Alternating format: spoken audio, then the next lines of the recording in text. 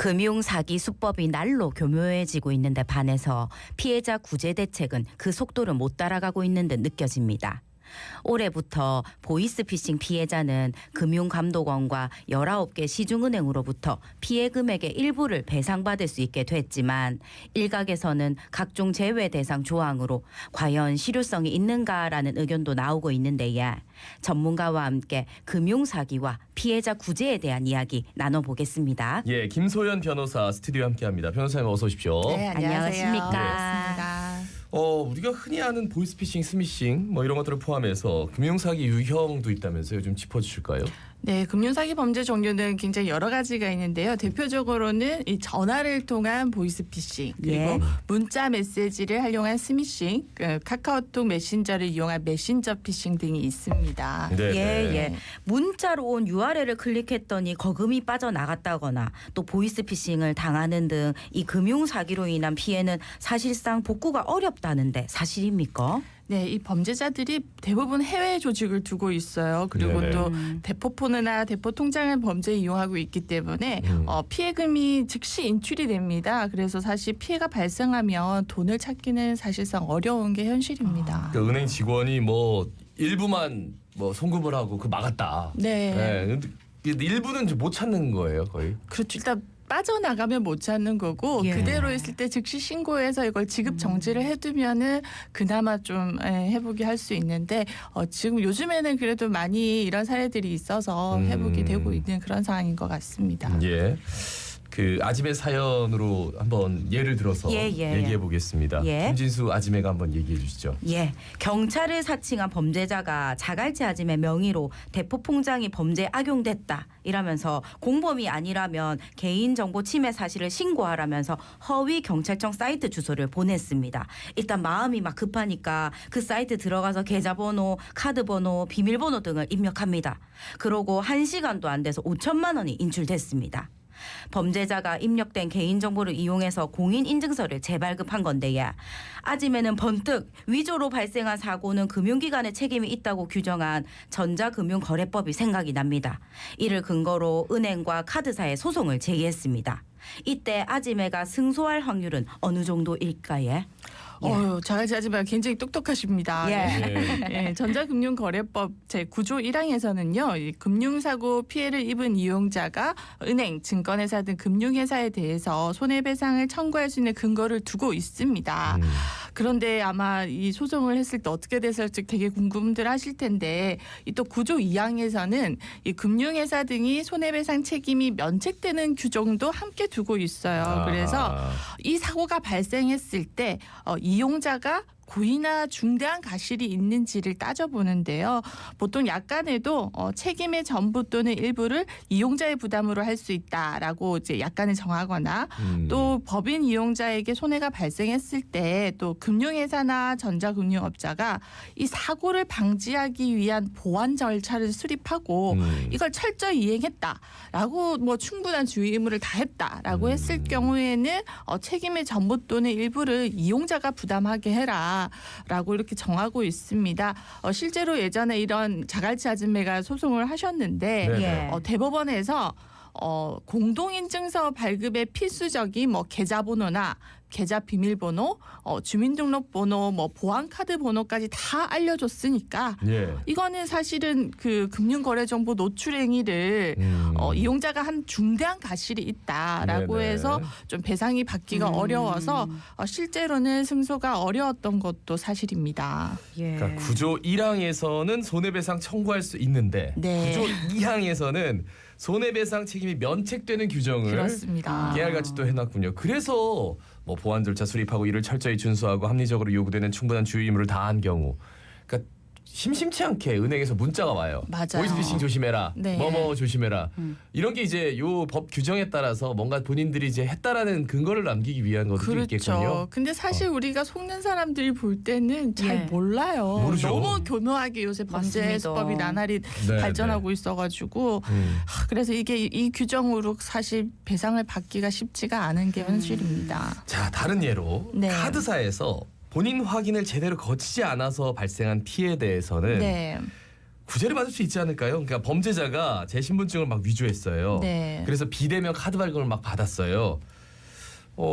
그러면은 이거는 일단 제가 뭘 이렇게 불러주고 이런 게 아니잖아요. 이 사실 지금 비대면 카드 발급이 늘어나면서 보통 뭐 우리 핸드폰으로도 쉽게 발급이 가능한데 네네. 이게 네. 지금 현재 금융사들이 하는 시스템은 신분증 진위 확인 시스템이 이 이름이란 주민등록번호는 인식을 합니다. 네네. 근데 사진은 인식하지 못하다 보니까 아하. 이걸 위조 부분들을 잘 인식이 안 되는 경우가 많습니다.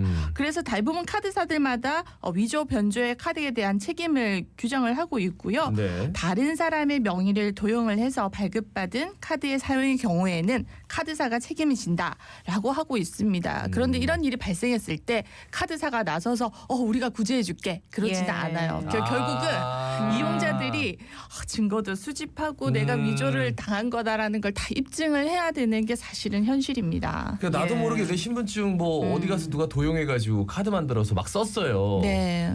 그러면은 그래 뭐 물어줘야지 우리가라고 하지만 그거를 너희가 입증해라. 네. 약간 이렇게 되는 거군요. 그렇죠. 그래서 사실 카드사에서 넌 책임 없어라고 예. 먼저 그렇게 다가와 주지는 않습니다. 네, 이렇게 그렇죠. 말씀 쭉 들어보니까 참. 그러면 결국은 이런 사기 피해를 봤을 때 피해자 본인의 과실로 보고 있다 이렇게 생각해도 되는 겁니까?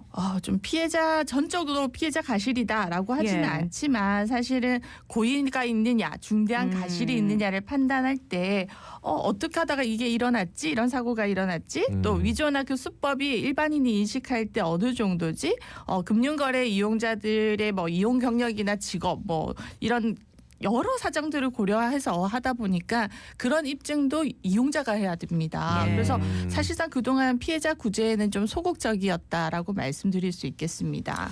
야 그러면은 정말 신분증 이렇게 저 복사해가지고 뭐 좀 앞뒤로 해달라 보내달라 막 이렇게 조심하셔야 하면은 됩니다. 조심해야겠습니다. 진짜 조심해야겠네요. 예. 네. 예. 근데 그것도 안 해줄 수도 없잖아요. 내가 직접 갖다 줄 수도 없는 거고. 맞습니다. 아 그렇군요. 금융사기를 실제 지인에게 당하는 경우도 있습니다. 제가 이제 사례를 하나 보여드릴게요. 부산에서 발생한 해운대 폰지 사건. 50대 여성이 지인들에게 155억 원 상당을 가로챈 혐의로 실형을 선고받았어요. 하지만 피해자들은 가해자가 실형을 선고받았지만 피해는 조금도 회복되지 않았다면서 고통을 호소하고 있습니다. 피해자가 그러니까 뭐 피의자의 처벌도 처벌이지만 이게 피해 복구를 좀 간절히 원하고 있는 것 같은데. 사실 이런 수백억대 뭐 사기 사건 같은 경우에는 피해자가 워낙 많고 네. 피해 액수도 굉장히 큽니다. 근데 이 돈을 이미 다 보통은 돌려막기를 한다거나 뭐 다른 뭐 명품 소비나 뭐 다 했을 경우에는 네, 자산이 없을 경우에는 피해 회복을 받기가 어렵습니다. 이 가해자는 이 재판을 받으면서 내 형량을 조금 줄이기 위해서 일부 금액을 좀 변제하면서 합의를 한다거나 공탁을 하기도 하는데 사실 그럴 돈이 없으면 나 그냥 살다 나올래. 예. 그리고 형이 뭐 그렇게 어. 무겁지 않다 보니까 뭐 소위 말하는 배째라식이 나오는 경우들도 굉장히 많고요. 배상 명령 신청을 하거나 결국 뭐 손해배상 청구 소송 제기해가지고 판결을 받게 되지만 집행할 재산이 없으면 사실 종이 조각이 지나지 않기 때문에 피해자분들이 굉장히 힘든 경우가 많습니다. 그러니까 이렇게 되니까 이제 어느 정도 피해 규모가 나도 알고 다 알아요. 그래서 네. 이 사람한테 얘기를 합니다. 당신 그러다가 내가 이제 경찰에 고소해가지고 감옥 갈 수도 있어라고 얘기하는데 이런 사람들은 당신 내가 감옥 가면 당신 돈 한 푼도 못 받아. 그렇죠. 이러면서 차일피일 미룬다 예, 그러더라고요. 맞아요. 근데 이런 분들 그러면 보통 어느 정도 형이 나옵니까? 형량이 이게 사실은 보면은 피해자들이 볼 때 너무너무 억울해하는데 예. 한 번에 이제 여러 명이서 고소를 하다 보면은 형이 그렇게 높지가 않아요. 뭐 8년에서 몇백억을 해도 8년에서 10년 뭐 이 정도가 예. 나오게 되면 사실은 뭐 살다 나오겠다 하는 경우들도 많아서 사실 현실적으로 그 피해자들은 쉽지 그냥 뭐 않습니다. 가정이 완전히 무너질 풍비박산이 정도래. 되죠, 사실. 네.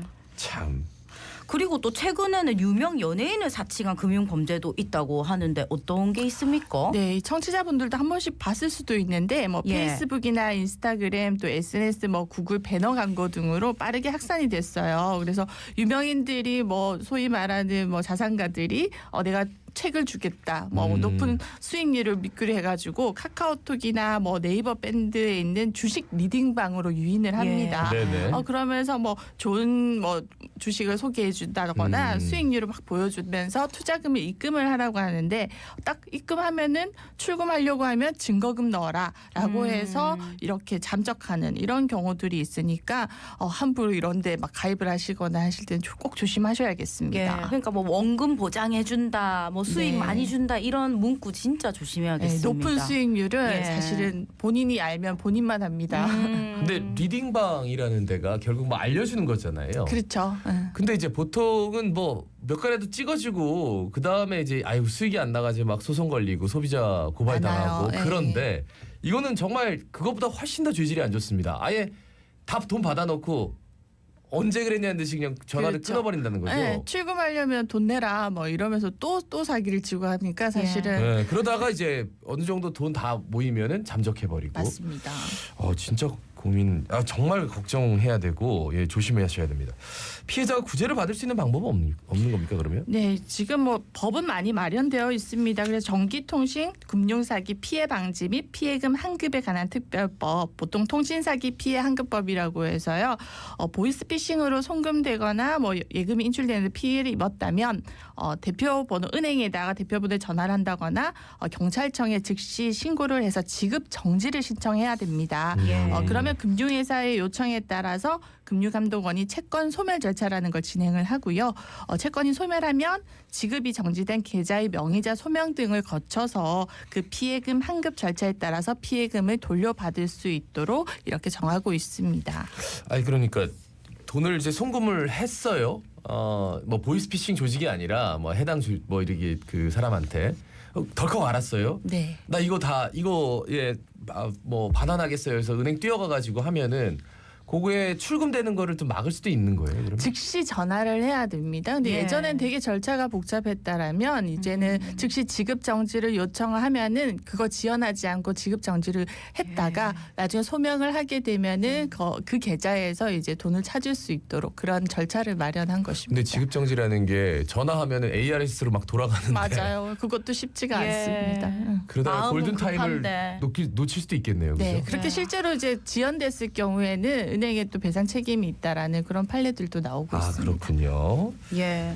올해부터는 보이스피싱 피해를 본 금융소비자가 금융감독원과 19개 시중은행으로부터 피해 금액의 일부를 배상받을 수 있게 됐는데 여기에 대해서도 의견이 분분하더라고요. 관련해서 얘기해 주신다면 예. 네, 올해 1월 1일부터 이제 시행이 됐는데 이제 본인이 안 중과실로 보이스피싱 등 그 비대면 금융사고를 입은 경우에도 그런 경우에도 조금 피해를 배상해주자라고 해서 작년에 금융감독원과 19개 은행이 비대면 금융사고 예방을 위한 이상금융거래 탄지 시스템을 시행하면서 또 사고 피해에 대해서 자율 배상을 해주자 그런 기준을 마련하자라는 협약을 체결을 했습니다. 그래서 네. 올해부터는 조금 은행에서 중과실인 경우에도 피해 배상이 좀 이루어질 전망이 있습니다. 예. 예. 근데 이것도 또한 본인이 좀 증명을 해야 되는 과정이 있겠죠. 네, 예. 그렇습니다. 그런데 배상할지에 대한 판단은 은행 자율에 맡겼다고요? 그렇죠. 강제할 수는 없는 부분이다 보니까 은행들도 왜 우리가 배상을 해줘야 되냐 그 기준은 뭐냐라는 좀 말들이 많았어요. 근데 올해 또 보니까 우리은행이나 IBK 기업은행 같은 경우에는 또 보이스피싱 피해자들을 위한 보상 보험 무료도 뭐 이렇게 실행한다고 하니까 이런 부분도 참조하면 좋을 것 같습니다. 예. 제일 중요한 거는 진짜 사기를 안 당하는 게 제일 그렇죠. 중요한데 세상 네. 살다 보면 별일이 다 있으니까. 맞습니다. 진짜 정신 똑바로 차리고 살아도 그냥 삐끗하면은. 예. 자, 저도 예. 스미싱 피해 본 적이 있거든요. 그러시구나. URL을 클릭해가지고 이게 워낙 수법이 교모하니까 진짜 예방을 잘해야겠다라는 생각을 맞습니다. 하는데 이 당했을 때 어떻게 딱 대처해야 됩니까? 제일 먼저는 사실은 금융사기 범죄 유형이 뭐가 있는지를 평소에 숙지를 해야 됩니다. 그래서 나한테 낯선 번호나 전화가 왔을 때 이거 혹시 내가 알던 들었던 그런 게 아닌가 의심을 하셔야 되고요.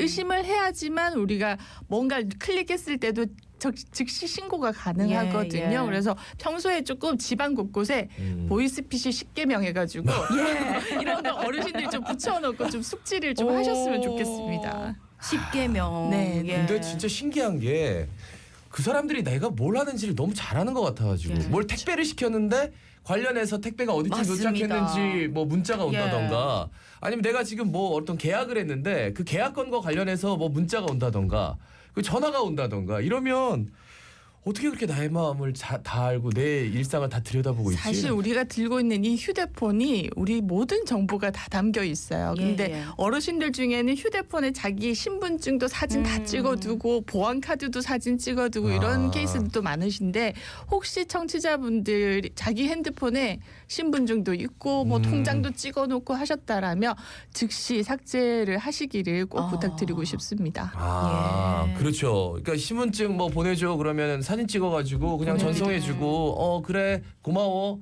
그래서 이렇게 하고 네. 뭐 단체로 여행 간다 그러면 여권 같은 여권 거 다 찍어서 예. 다 찍어가지고 단톡방에 쭉쭉쭉 올려가지고 근데 그게 얼마든지 또 이용당할 수 있는 거니까. 그렇죠. 야 이거 해외여행을 가지 말아야 되나? 야 하나부터 열까지 조심할 게 한두 가지가 아닌데 참 걱정입니다. 10계명을 좀 적어놔야 된다고요? 예. 우리 저 아버지 어머니 한번 네, 예, 살펴봐 주세요. 부모님들한테. 예. 사진첩에 그 신분증 있는지 한번 다시 한번 살펴봐 주시기 바랍니다. 오늘 말씀 잘 들었습니다. 고맙습니다. 네, 감사합니다. 예, 오늘도 함께 해주셔서 고맙습니다. 좋은 하루 보내시고요. 자갈치 아줌의 18,397회 김진수였습니다. 아나운서 김도현이었습니다. 오늘도 힘찬 하루 보내십시오. 고맙습니다. 고맙습니다.